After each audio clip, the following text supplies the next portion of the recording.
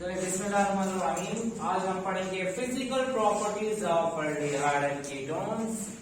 इससे पहले हमने इंट्रोडक्शन पढ़ा और बाकी जो नॉमेनक्लेचर वो हमने पढ़ लिया था। ठीक है, physical properties of aldehyde and ketone में सबसे पहली बात कि एल्डिहाइड के पहले दो मेंबर, पहला मेंबर फॉर्मल्डिहाइड, दूसरा मेंबर एसिटाल्डिहाइड।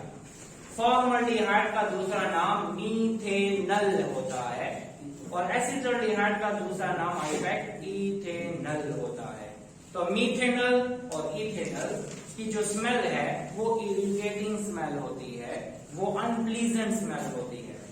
लेकिन जितने भी हायर एल्डिहाइड है इसके अलावा और जितने भी कीटोन है उनकी स्मेल स्वीट होती है और प्लीजेंट स्मेल होती है। तो अगर आपको पूछा जाए कि किस कंपाउंड का अनप्लीजेंट ऑर्डर है तो सिर्फ दो कंपाउंड का, एल्डिहाइड के पहले दो कंपाउंड मीथेनल एंड इथेनल। इसके अलावा एल्डिहाइड और कीटोन में अगर देखें तो सिर्फ एक एल्डिहाइड जो पहला मेंबर है वो गैसियस स्टेट में है, लेकिन बाकी के जो एल्डिहाइड है और जितने कीटोन है वो सब के सब लिक्विड स्टेट में एग्जिस्ट करते हैं। तो इसका मतलब ये हुआ कि only formaldehyde exist in gaseous state, only formaldehyde, while higher aldehyde and ketone exist in liquid state up to range, एक रेंज के बाद फिर वो सॉलिड स्टेट में कन्वर्ट हो जाती है। ठीक है, कार्बन 1 से लेके कार्बन 4 तक, एल्डिहाइड में कार्बन 1 से लेके कार्बन 4 तक एल्डिहाइड के पहले 4 मेंबर वाटर में डिसॉल्व हो सकते हैं because they have the ability to form hydrogen bond with water.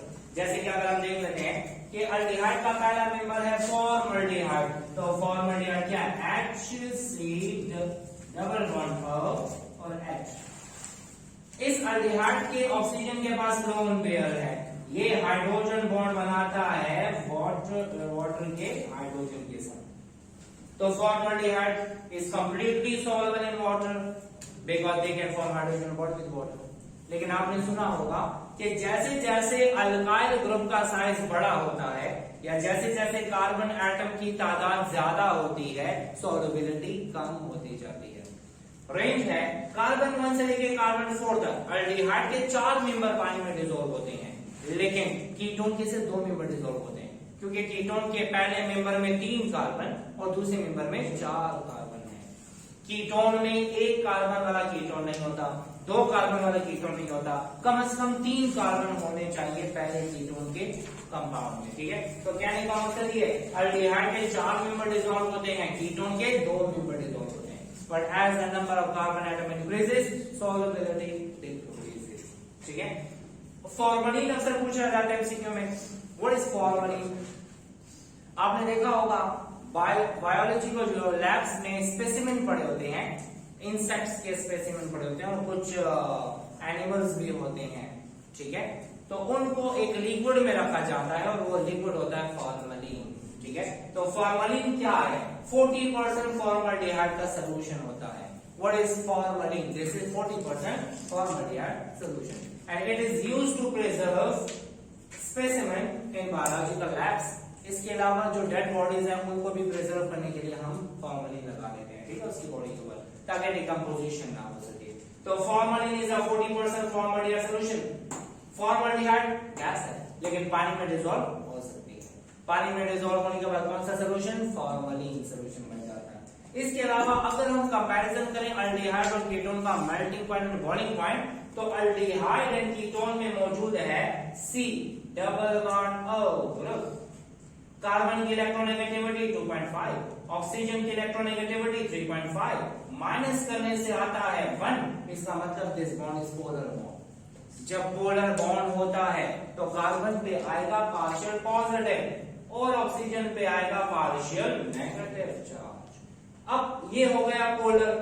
इनके दरमियान कौन सी फोर्स ऑफ अट्रैक्शन है? ये है डायपोल डायपोल इंटरेक्शन। इसका नेगेटिव और इसका पॉजिटिव अट्रैक्शन करता है, तो ये है डायपोल डायपोल इंटरेक्शन। अगर आपको कोई कहे कि कार्बोनाइल कार्बोनाइल ग्रुप के दरमियान कौन सा इंटरेक्शन है, तो डायपोल डायपोल इंटरेक्शन। जब डायपोल डायपोल इंटरेक्शन है तो अल्केन में क्या है? London dispersion forces which is weaker force. Ether में क्या है? लंडन डिस्पर्शन फोर्स, ये भी वीकर है। तो याद रहे अल्डिहाइड और कीटोन का melting point boiling point alkane और एथर से ज्यादा होता है। क्यों? क्योंकि ये होते हैं नॉन पोलर, इनमें होती है लंडन डिस्पर्शन फोर्सेस, इनमें क्या होती है, इनमें डायपोल डायपोल इंटरेक्शन होती है, ठीक है। लेकिन अगर कंपैरिजन करें अल्कोहल के साथ तो अल्कोहल से तो कम होगा, क्योंकि अल्कोहल में क्या बनता है, हाइड्रोजन बॉन्ड, ठीक है। So this is all about the physical properties of aldehyde ketones, ठीक है। इसके बाद हम मूव करते हैं towards the reactivity of aldehyde and ketone. मैंने आपको बताया था कि जब भी किसी भी कंपाउंड की रिएक्टिविटी देखी जाती है तो हम उसके फंक्शनल ग्रुप को देखते हैं। फंक्शनल ग्रुप क्या है, C double bond carbon partial positive है, ऑक्सीजन पार्शियल नेगेटिव है।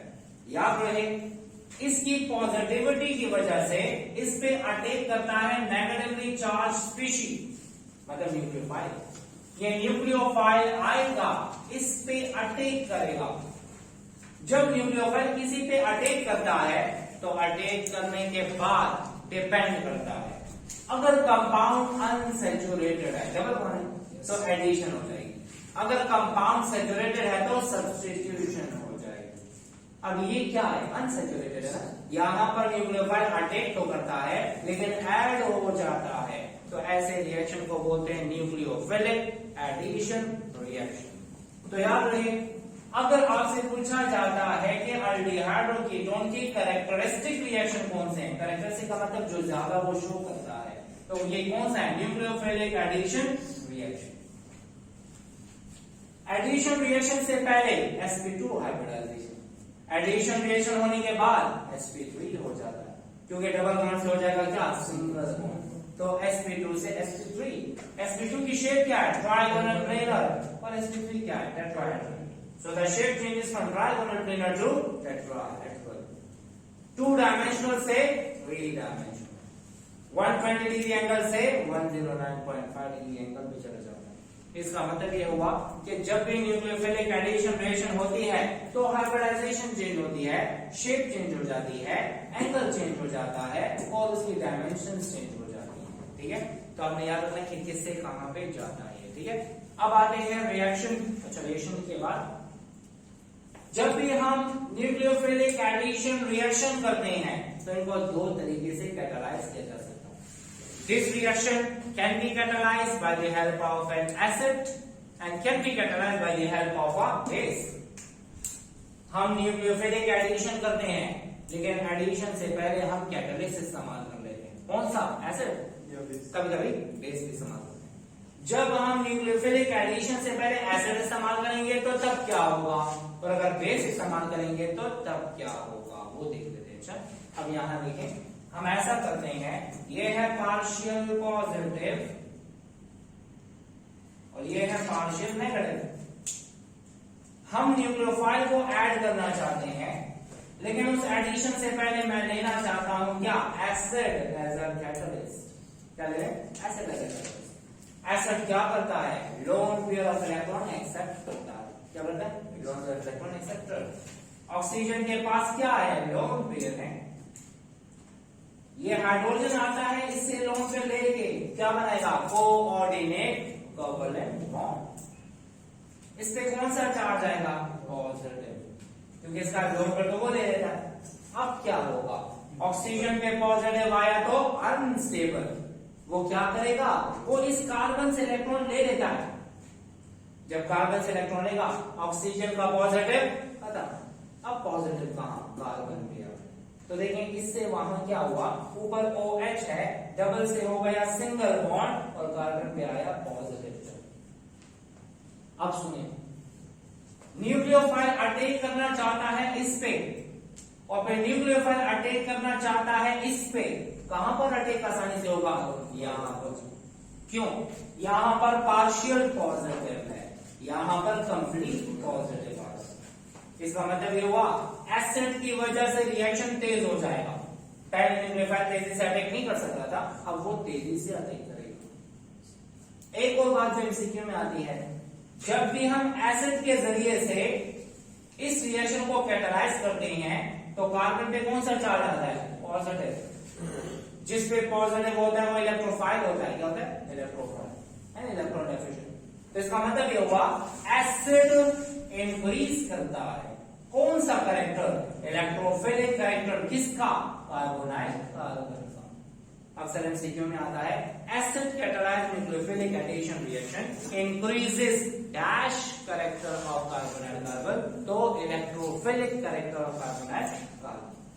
कार्बोनाइल कार्बन पे पहले पॉजिटिव कम था, अब पॉजिटिव पूरा हो गया, मतलब इलेक्ट्रोफिलिक कैरेक्टर ज्यादा हो गया। तो एसिड क्या इंक्रीज करता है, electrophilic character of carbonyl carbon. Clear? अच्छा, न्यूक्लियोफाइल के आने से पहले हमने ऐड कर दिया एसिड, इसकी वजह से पॉजिटिव चार्ज ज्यादा हो गया। जब पॉजिटिव आया, now nucleophile can easily attack this carbon, so what will be the product, RCr, तो RCr OH और NU, ये क्या है, OH तो ये हो गया, तो न्यूक्लियोफाइल आके अटैच हो गया। और जब न्यूक्लियोफाइल अटैच हो गया तो इस पे कौन सा चार्ज, हाइड्रोजन आयन मीडियम में आ जाएगा, हाइड्रोजन में आया मीडियम में। इसका मतलब क्या हुआ, एसिड ने पहले रिएक्शन को कैटालाइज किया और आखिरी स्टेप में वापस रिकवर हो गया। ठीक है, मतलब एसिड ने बिहेव किया एज अ कैटालिस्ट, मैं आपको देता हूं, प्लस हाइड्रोजन आयन इससे निकल गया। क्लियर? अब आते हैं बेस कैटालाइजेशन की तरफ। अब हम कहते हैं NU, न्यूक्लियोफाइल और बेस तकरीबन एक ही चीज होती है। हमने पढ़ा था ना, what are bases, electron pair donor, what are nucleophile, electron pair donor. ठीक है, बेसिस क्या करते हैं, थोड़ा सा फर्क है, थोड़ा सा, वो हमने पढ़ा था कहां पर, SN1 SN2 और E1 E2 में। बेस और न्यूक्लियोफाइल की बिहेवियर में थोड़ा सा फर्क है, बेस करता है एलिमिनेशन और न्यूक्लियोफाइल करता है सब्स्टिट्यूशन। ठीक है, मैंने यहां पर बेस की जगह पे क्या लिख दिया, NU लिखा है, क्योंकि बुक में लिखा हुआ है, तो उसी को फॉलो कर लेते हैं। NU क्या है, इलेक्ट्रॉन रिच है। इस पे कौन सा charge, partial positive, partial negative. दानिया क्या होगा, ये न्यूक्लियोफाइल आएगा, इस कार्बन को इलेक्ट्रॉन डोनेट कर देगा। जब कार्बन को इलेक्ट्रॉन डोनेट करेगा तो कार्बन के हो गए कितने बांध, 5, 1 2 3 4 और ये 5। कार्बन 5 नहीं बना सकता, ये जो 5वां बॉन्ड है कहां जाएगा, ऑक्सीजन की तरफ। ऑक्सीजन पे कौन सा चार्ज आएगा, नेगेटिव चार्ज। इलेक्ट्रॉन ऑक्सीजन की तरफ चलेगा, बॉन्ड ऑक्सीजन की तरफ चलेगा, तो ऑक्सीजन पे कौन सा चार्ज आएगा, नेगेटिव। ठीक है, तो हुआ क्या, RCr, तो RCr न्यूक्लियोफाइल आके अटैच हो गया और ऑक्सीजन पे कौन सा चार्ज, नेगेटिव चार्ज। अब क्या हुआ, हम कहते हैं बेस की वजह से ऑक्सीजन पे नेगेटिव चार्ज ज्यादा हो गया। नेगेटिव चार्ज का मतलब न्यूक्लियोफिलिक कैरेक्टर ज्यादा हो गया। एसिड कार्बोनाइल कार्बन का इलेक्ट्रोफिलिक कैरेक्टर ज्यादा करता है, लेकिन बेस कार्बोनाइल ऑक्सीजन का न्यूक्लियोफिलिक कैरेक्टर ज्यादा करता है। समझ आ गई? अब ऐसा करते हैं, न्यूक्लियोफाइल आया, यहाँ पे इलेक्ट्रॉन डोनेट किया, बॉन्ड ऊपर शिफ्ट हो गया, ऑक्सीजन पे नेगेटिव चार्ज, न्यूक्लियोफाइल अटैच हो गया। अब आया HNU, इस पे कौन सा चार्ज, नेगेटिव, इसके साथ कौन अटैच होगा, हाइड्रोजन अटैच हो गया, तो क्या बनेगा, OH NuCrH। तो देखिए, इस प्रोडक्ट में और इस प्रोडक्ट में फर्क नहीं है, लेकिन फर्क किसका है, कैटालाइजर। ये हमने एसिड से कैटालाइज किया, ये हमने बेस से कैटालाइज किया। देखिए ना, इससे जब H आया तो NU आ गया मीडियम में, तो इसका क्या मतलब हो गया, मतलब ये हुआ पहले आया एज अ कैटालिस्ट और फिर आखिर में रिकवर हो गया अपनी हालत में। क्लियर हो गया? तो अगर आपसे पूछा जाए, nucleophilic addition reaction of aldehyde and ketone can be catalysed by acid as well as by base. Acid increases electrophilic character of carbonyl carbon, while base increases nucleophilic character of carbonyl oxygen. Clear हो गया? ये तो हो गया reactivity कि क्या क्या reaction करेंगे। अब आते हैं रिलेटिव रिएक्टिविटी की तरफ। अगर आपको कोई कहे एल्डिहाइड ज्यादा रिएक्टिव है या कीटोन, तो हम कहेंगे एल्डिहाइड ज्यादा रिएक्टिव है। Aldehyde is more reactive than ketone. वजह क्या है, दो वजह है, इलेक्ट्रॉनिक इफेक्ट एंड स्टील। ये दो रीजन हमें बताती हैं कि एल्डिहाइड ज्यादा रिएक्टिव और कीटोन कम रिएक्टिव है। चेक कर लेते हैं। पहला इफेक्ट ले लेते हैं, इलेक्ट्रॉनिक इफेक्ट। ये है एल्डिहाइड, अल्डिहाइड में इस कार्बन पे कौन सा चार्ज पॉजिटिव और ऑक्सीजन पे क्या नेगेटिव, इस पे क्या पॉजिटिव और इस पे है नेगेटिव। अब सुनिए न्यूक्लियोफाइल, न्यूक्लियोफाइल ऐसी स्पीशी है कि ये वहां पर आसानी से अटैक करता है जहां पर पॉजिटिव चार्ज ज्यादा। दिस इज इलेक्ट्रॉन रिच, ये वहां पर अटैक करेगा जहां पर इलेक्ट्रॉन डेफिशिएंसी बहुत ज्यादा हो। अब हम देख लेते हैं इस पे कौन सा चार्ज है पॉजिटिव, लेकिन मसला है इसके साथ क्या है R. What is R? Electron donating group. जब आर इसको इलेक्ट्रॉन डोनेट करता है तो कार्बन का पॉजिटिव कम हो जाता है। इसका पॉजिटिव तब ज्यादा होगा जब इससे कोई इलेक्ट्रॉन लेगा। अब इसको इलेक्ट्रॉन दे रहा है, जब इलेक्ट्रॉन इसको ये दे रहा है तो कार्बन का पॉजिटिव चार्ज कम हो जाएगा। जब कार्बन का पॉजिटिव चार्ज कम हुआ तो न्यूक्लियोफाइल आसानी से अटैक नहीं कर सकता। लेकिन कंपैरिजन करते हैं कीटोन के साथ, चेक कर लेते हैं। कीटोन में इलेक्ट्रॉन देने वाले कितने हैं? 2 हैं। अगर यहां पर पॉजिटिव चार्ज कम हो रहा है तो यहां पर पॉजिटिव चार्ज बहुत कम हो रहा है। तो जब पॉजिटिव चार्ज बहुत कम होगा तो न्यूक्लियोफाइल यहां पर तो बिल्कुल भी अटैक नहीं करेगा as compare to this one. It means that according to this effect carbonyl carbon of aldehyde is more positive as compared to that of carbonyl carbon of ketone, because in case of aldehyde we have only 1 electron donating group, while in case of ketone we have 2 electron donating group। Electron donating group ज्यादा होते हैं, positivity कम होती है। Nucleophile वहां favour करता है attack करना कि जहां पर पॉजिटिव चार्ज ज्यादा होगा। जैसे हमने यहाँ पे पढ़ा ना, पार्शियल पॉजिटिव पे अटैक आसानी से नहीं होगा लेकिन फुल पॉजिटिव से आसानी से होगा। क्यों? This is more positive, this is less positive. तो इसके मुताबिक हमें पता लग गया कि aldehyde is more reactive than ketone. अब दूसरा इफेक्ट देख लेते हैं, स्टीरिक हेमराइड। स्टीरिक का मतलब क्या? वो ग्रुप जिसका साइज बड़ा। स्टीरिक मीन बल्कि ग्रुप। हेमराइड का मतलब रुकावट। स्टीरिक का मतलब है क्या? बल्कि ग्रुप। हिंड्रेंस मीन रुकावट। अब ऐसा करते हैं अब्दुल्ला, क्या करते हैं? इस पे है पार्शियल पॉजिटिव, इस पे है पार्शियल नेगेटिव। अटैक करने के लिए आ रहा है कौन? न्यूक्लियोफाइल। न्यूक्लियोफाइल अटैक करना चाहते हैं इस कार्बन पे, लेकिन मसला है कि वहां पर मौजूद है क्या? आर। आर का साइज बड़ा है। आने वाले न्यूक्लियोफाइल को वो जगह नहीं देता ताकि वो अटैक कर सके। तो जब जगह नहीं देता, इस रुकावट को बोला जाता है स्टीरिक हिंड्रेंस। मतलब न्यूक्लियोफाइल यहां पर थोड़ा मुश्किल से अटैक करेगा क्योंकि यहां पर अल्काइल ग्रुप अटैच है और alkyl group is a bulky group. Clear? लेकिन चलो हम कीटोन से कंपैरिजन करते हैं। न्यूक्लियोफाइल यहां पर अटैक करना चाहता है लेकिन यहां पर तो बल्की ग्रुप 2 हो गए। जब बल्कि ग्रुप 2 हो गए तो यहां पर हिंड्रेंस बहुत ज्यादा है, यहां पर अटैक करना बहुत मुश्किल है। तो इसका मतलब ये हुआ कि in case of aldehyde we have only 1 bulky group, while in case of ketone we have 2 bulky group. There will be more steric hindrance in ketone as compared to that of aldehyde.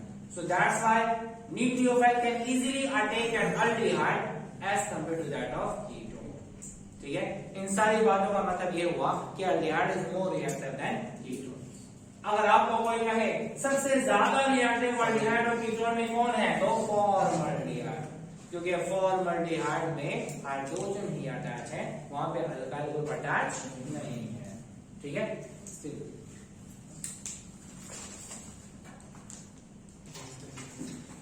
Reactions of aldehyde and ketone की तरफ आते हैं।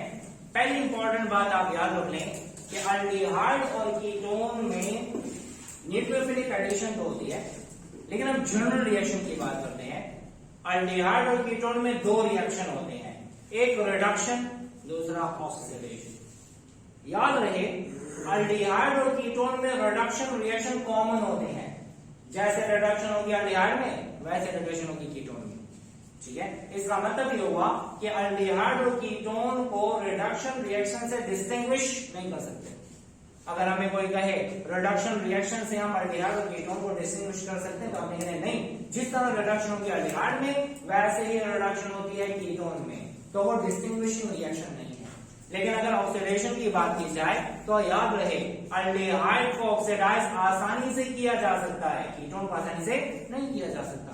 अगर आपको याद हो हमने पढ़ा था कि primary alcohol is oxidised to aldehyde and aldehyde is directly oxidised to carboxylic acid. इसका मतलब हुआ कि अल्डिहाइड को ऑक्सीडाइज करना आसान है। Secondary alcohol oxidise to ketone and ketone can not be oxidise easily. बताया था मैंने, इसका मतलब ये हुआ कि अल्डिहाइड और कीटोन को अगर डिस्टिंग्विश करना चाहते हैं तो हमने करना होगा कौन ऑक्सीडेशन रिएक्शन।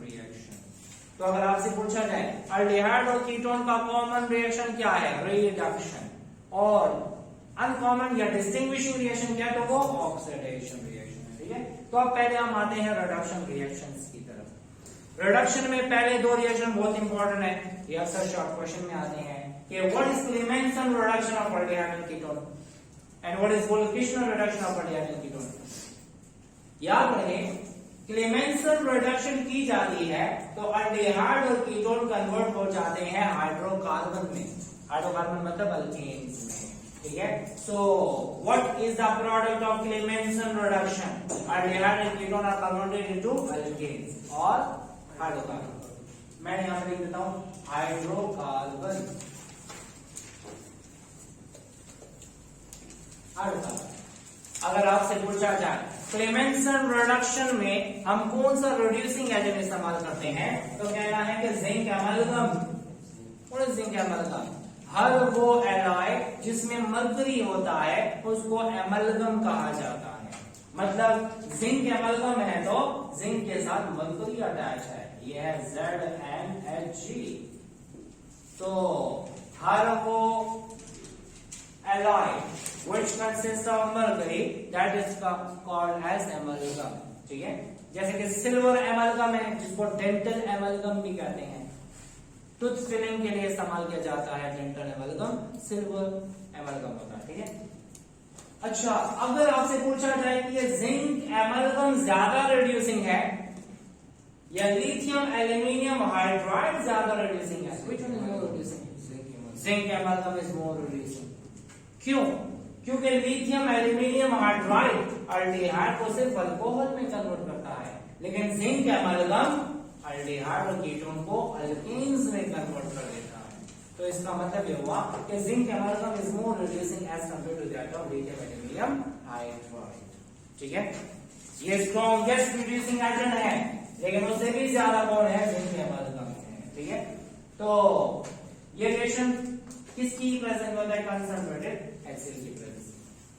रिएक्शन का मैकेनिज्म हम ड्रॉ नहीं करते, याद करने का तरीका क्या है, ये हुआ aldehyde 4 moles of hydrogen, zinc amalgam, concentrated HCl।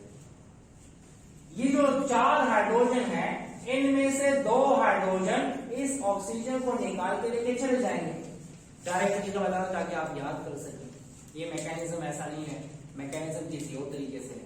ठीक है, लेंथी प्रोसेस है, लेकिन आपकी बुक में नहीं है और ना ही पेपर में आता। ठीक है, तो 2 हाइड्रोजन इनमें से ऑक्सीजन को लेके गए तो क्या बनाया, H2O। अब कार्बन ने टोटल बनाने हैं 4 बॉन्ड, 2 तो रहेंगे, 2 बनाने हैं, तो इसने 2 बनाने हैं तो 2 हाइड्रोजन अवेलेबल है, वो 2 हाइड्रोजन इसके साथ अटैच हो जाएंगे, तो बना रहे क्या, CH3 CH3 हो जाएगा, ये बन जाएगा क्या, ethane. So this aldehyde upon Clemmensen reduction produces what? Alkene। अगर आपको कोई कहे इथेनल में हम रिडक्शन करते हैं तो इथेन बनेगा, मीथेनल में करेंगे तो मीथेन बनेगा, प्रोपेनल में करेंगे तो प्रोपेन बनेगा, एंड सो ऑन। ये पॉइंट आपने एमसीक्यू के लिए लिया।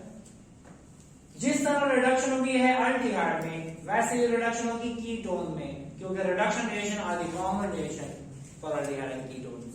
तो क्या होगा, 4 में से 2 हाइड्रोजन इसको लेके गए तो क्या बनाया, H2O, बाकी 2 हाइड्रोजन उसके साथ अटैच होके CH2 बना देगा, तो CH2 CH2 CH2 तो बन गया प्रोपेन।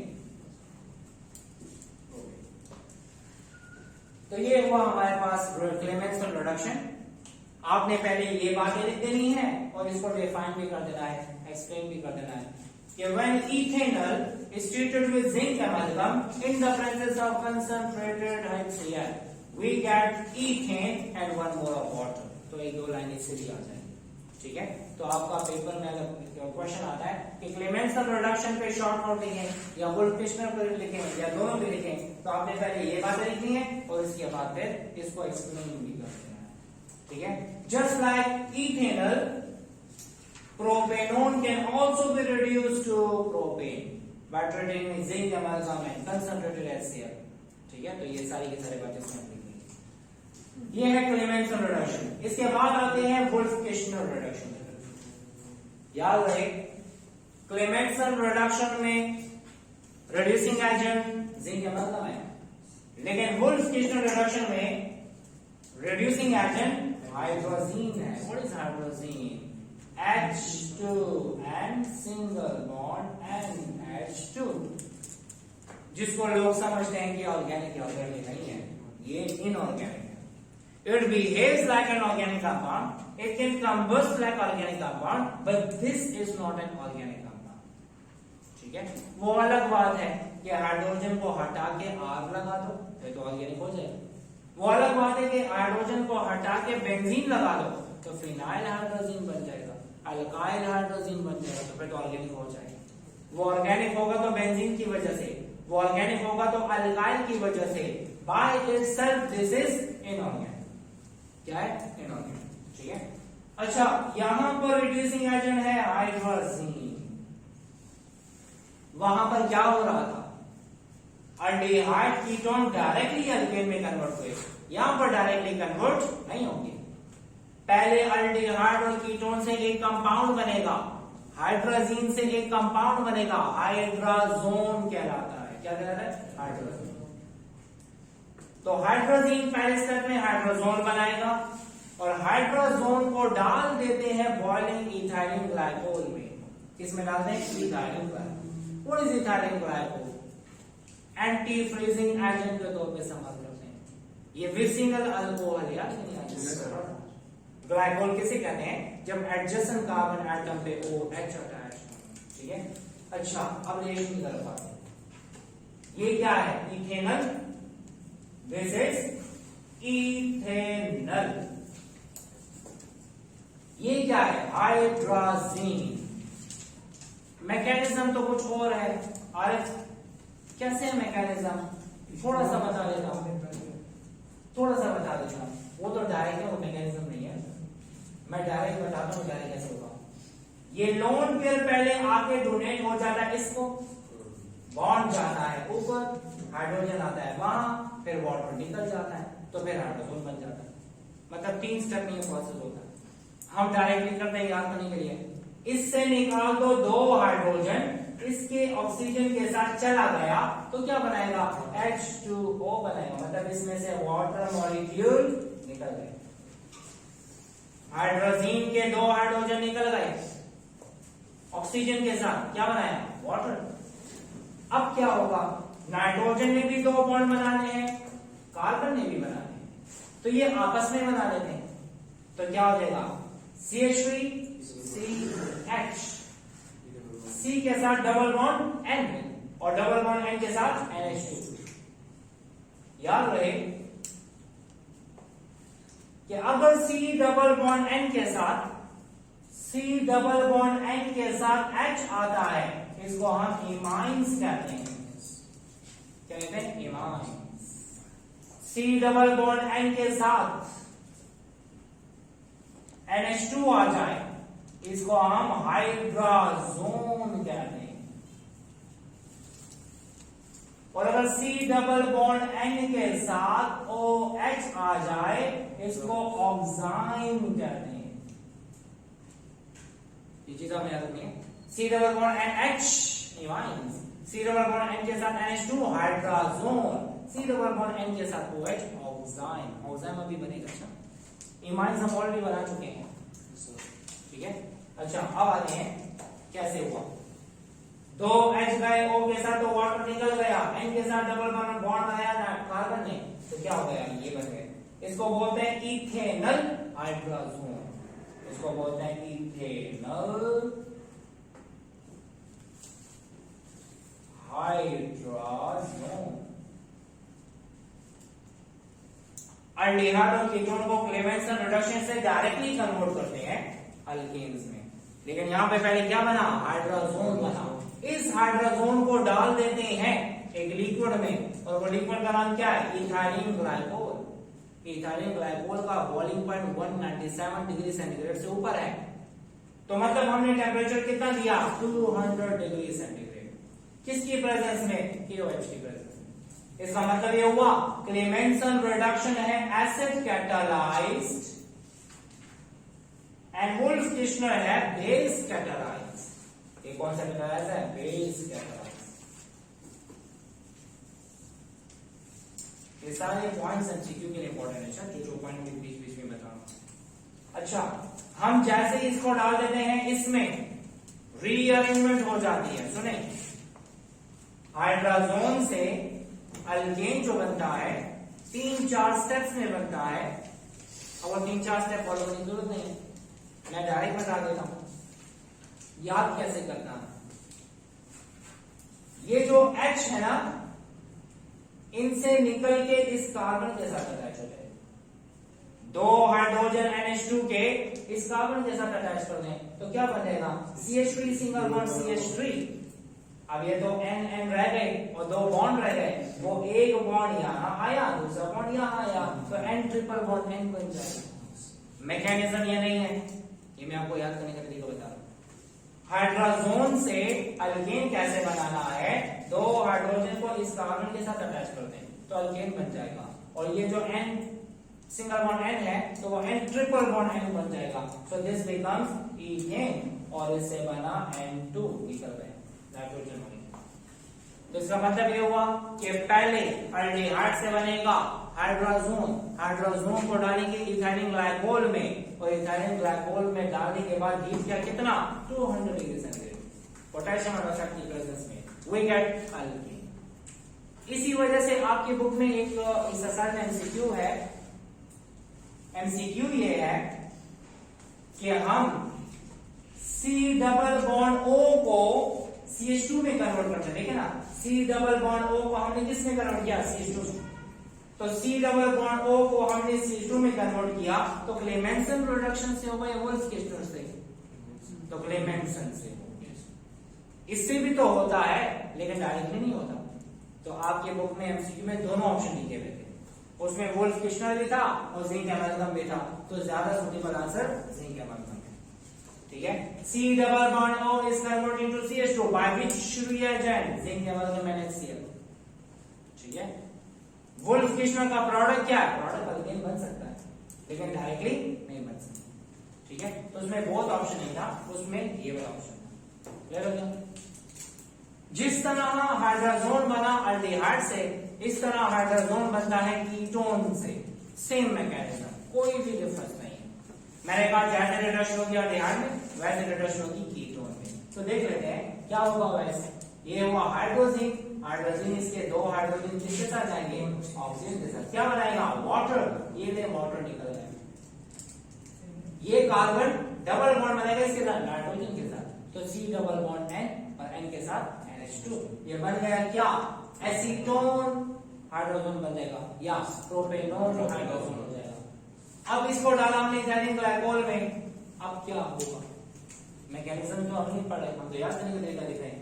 ये जो 2 हाइड्रोजन है इस कार्बन के साथ जाएंगे जिसके साथ डबल बॉन्ड N है, तो बन जाएगा CH2, देखिए CH2 अब ये जो डबल बॉन्ड है ये इधर आया और दूसरा यहाँ आया, तो N ट्रिपल बॉन्ड N की फॉर्म में निकल गया। तो ये है 2 reaction, wolf-Kishner reduction and Clemmensen reduction. इसके बाद का रिएक्शन है रिडक्शन यूजिंग हाइड्राइड, ऑलरेडी पढ़ चुके हैं। हमने कहां पढ़ा, प्रिपरेशन ऑफ अल्कोहल में पढ़ा। अल्कोहल को हम सिंथेसाइज कर सकते हैं जब भी हम अल्डिहाइड और कीटोन को रिड्यूस कर दें। मैंने बताया था अल्डिहाइड को रिड्यूस करने से प्राइमरी अल्कोहल बनता है, कीटोन को रिड्यूस करने से सेकेंडरी अल्कोहल बनता है। इसका मतलब इस रिएक्शन से टर्शियरी अल्कोहल नहीं बनता। And this aldehyde and ketone can be reduced by the help of lithium aluminium hydride. इससे भी रिड्यूस कर सकते हैं। इसके साथ साथ निकल प्लेटिनम पैलेडियम से भी रिड्यूस कर सकते हैं। मैंने बताया था जब भी हम लेते हैं ये तो हम नेसेंट हाइड्रोजन लेते हैं, और जब भी हम लेते हैं ये तो मॉलिक्यूलर हाइड्रोजन लेते हैं। ये हम ऑलरेडी पढ़ चुके हैं। अच्छा दोबारा से बता रहा हूं। अब होता क्या, ये है इथेनल 2 हाइड्रोजन, ठीक है, मैंने अपने बाहर एक हाइड्रोजन आके इधर अटैच, दूसरा हाइड्रोजन आके इधर अटैच, तो क्या बन जाएगा CH3 CH2OH। तो बन गया CH3 CH2OH। इसको बोलते हैं प्राइमरी अल्कोहल, CH3 CH2OH। अगर हम कीटोन को रिड्यूस करते हैं तो एक हाइड्रोजन आएगा ऑक्सीजन के पास, दूसरा आएगा कार्बन के पास, तो बनेगा CH3 CHOH CH3। तो CH3 CHOH और CH3 ये कौन सा अल्कोहल है, सेकेंडरी अल्कोहल। जिस तरह रिडक्शन इन दो में हुई इसके जरिए इस तरह से हो सकती है। निकल प्लेटिनम पैलेडियम मैंने जोड़ लिखा हुआ है, इधर RH भी हो सकता है, यहाँ पे R भी हो सकता है। RH होगा तो प्राइमरी बनेगा, R होगा तो सेकेंडरी बनेगा। हाइड्रोजन आके इधर अटैच और दूसरा हाइड्रोजन इधर अटैच, तो बन गया क्या CHOH। इसका मतलब ये है, अगर आपसे पूछा जाए कि by using lithium aluminium hydride if we reduce aldehyde and ketone what will be the product, तो आप लिखेंगे अल्डिहाइड से बनता है प्राइमरी अल्कोहल और कीटोन की रिडक्शन से सेकेंडरी अल्कोहल। अब आते हैं इसकी तरफ। हमने रिडक्शन करनी है यूजिंग कार्बन न्यूक्लियोफाइल। हमने पढ़ा था चैप्टर नंबर 17 में कि ग्रेगनार्ड रिएजेंट में कार्बन पे नेगेटिव चार्ज होता है। इसका मतलब यह है कि carbon behaves as a nucleophile in Grignard reagent as well as in hydrogen cyanide. Hydrogen cyanide पे हाइड्रोजन पे पॉजिटिव, कार्बन पे नेगेटिव। ग्रेगनार्ड रिएजेंट पे कार्बन पे नेगेटिव और मैग्नीशियम हाइड्राइड पे पॉजिटिव। अब ये तो रिएक्शन हम पढ़ चुके हैं। क्या पढ़ा हमने, ग्रेगनार्ड रिएजेंट जब फॉर्मल्डिहाइड के साथ रिएक्ट करता है तो प्राइमरी अल्कोहल बनाता है, याद है? Yes sir. पहले बनेगा एडक्ट, फिर करते हैं एसिड हाइड्रोलिसिस तो बन जाता है अल्कोहल। जितने हायर अल्डिहाइड है उसमें ग्रेगनार्ड रिएजेंट रिएक्ट करेगा तो बनेगा सेकेंडरी अल्कोहल, और जितने भी कीटोन है ग्रेगनार्ड रिएजेंट के साथ रिएक्ट करके बनाते हैं क्या, टर्शियरी अल्कोहल। तो ये दोबारा लिखने की जरूरत नहीं है, हम ऑलरेडी लिख चुके हैं, 2 बार लिख चुके हैं। पहली बार तो डिटेल में लिखा था, कहां पर लिखा था, चैप्टर 17 में। दूसरी बार अल्कोहल की प्रिपरेशन में लिखा, चैप्टर 18 में, ठीक है। और तीसरी बार हम यहाँ पे लिख रहे हैं। ये तो मैं पहले से बता चुका था कि हम चैप्टर 17 में भी पढ़ेंगे, चैप्टर 18 में पढ़ेंगे, चैप्टर 19 में भी पढ़ेंगे और चैप्टर 20 में भी पढ़ेंगे। तो देखेंगे क्या है, एस्टर। अब यूजिंग हाइड्रोजन साइनाइड, इसमें से एमसीक्यू आया था, आई थिंक 2019 में आया था। उसमें कहा गया था कि when aldehyde and ketone react with HCN, this reaction is dash catalyzed, acid or base catalyzed। तो ये बेस कैटालाइज रिएक्शन। अच्छा, आपकी बुक में क्लियर लिखा हुआ है कि हाइड्रोजन साइनाइड रिएक्ट करता है, सायानोहाइड्रिन बनाता है, तो ये रिएक्शन बेस के जरिए कैटालाइज होता है। किसके जरिए, बेस। तो देख लेते हैं, when aldehyde and ketone react with hydrogen cyanide, it produces cyanohydrin। What is cyanohydrin? वो कंपाउंड जिसमें साइनाइड भी अटैच हो और OH भी अटैच हो, ऐसे कंपाउंड को बोलते हैं cyanohydrin। ये तो हम पढ़ भी चुके हैं। कहाँ पढ़ा है हमने, चैप्टर नंबर 16 में हेलोहाइड्रेशन ऑफ अल्कीन में पढ़ा था, हेलोहाइड्रेशन, ठीक है। वहां पे हमने हेलोहाइड्रेशन पढ़ा था, उसमें हेलोहाइड्रिन बनता था, यहाँ पे सायानोहाइड्रिन बन रहा है, ठीक है। अच्छा, यहाँ पे देख लेते हैं, this reaction is base catalysed, और यहाँ पे बेस कौन सा है, cyanide behaves as a base and this behave as a catalyst. याद रहे, अगर आपसे पूछा जाए ये रिएक्शन कौन से बेस से कैटालाइज करते हैं, साइनाइड से। तो देखें क्या हुआ, ये है अल्डिहाइड, ये है हाइड्रोजन साइनाइड, ये हुआ KCN, KCN पोटेशियम साइनाइड। पहले स्टेप में बेस आके इलेक्ट्रॉन डोनेट कर देता है, अटैच हो जाता है, और दूसरे स्टेप में इधर का H आ जाता है, जैसा हमने वहां पे किया base catalyse. Base catalyse reaction याद है ना क्या किया हमने, लेकिन वो वहां पे क्या है, न्यूक्लियोफाइल ने अटैक किया, यहाँ पे न्यूक्लियोफाइल कौन सा आ गया, साइनाइड आ गया। इसका साइनाइड जो कि बेस आके यहाँ पे अटैक करेगा, ऑक्सीजन पे नेगेटिव चार्ज आएगा और नेगेटिव चार्ज ऑक्सीजन पे हाइड्रोजन अटैच हो जाएगा। So this reaction is a base catalyse reaction. Direct कर देते हैं, ये साइनाइड आई अंदर अटैच हुआ, बॉन्ड ऊपर गया, इसका हाइड्रोजन यहाँ पे अटैच हो गया, तो बन गया क्या, CH3C CnHOH।